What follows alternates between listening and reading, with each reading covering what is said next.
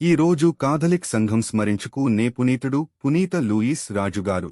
పునీత Louis 9వ France రాజు. ఆయన కేవలం గొప్ప రాజుగా మాత్రమే కాకుండా దేవునికి భయపడే క్రైస్తవుడు, న్యాయాన్ని ప్రేమించే నాయకుడు, పేదల పట్ల కరుణగల సేవకుడుగా ప్రసిద్ధి చెందారు. లూయిస్ రాజుకు అధికారం, సంపద, గౌరవం అన్నీ ఉన్నాయి.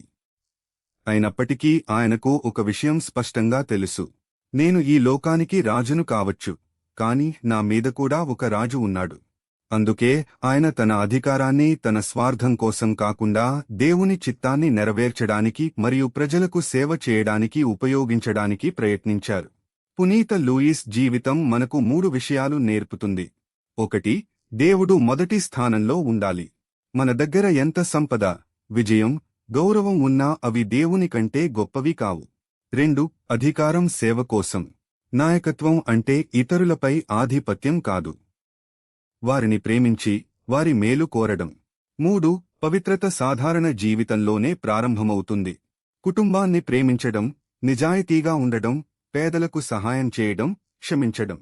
ప్రియమైన యేసయ్య, పునీత లూయిస్ గారి జీవితంలా నాకు కూడా నిజమైన విశ్వాసాన్ని ప్రసాదించండి.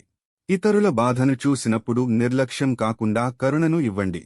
నా మాటల్లో మాత్రమే కాకుండా నా పనుల్లో కూడా నీ ప్రేమ కనిపించేలా నన్ను మార్చండి. పునీత లూయిస్ గారు, మా కోసం ప్రార్థించండి.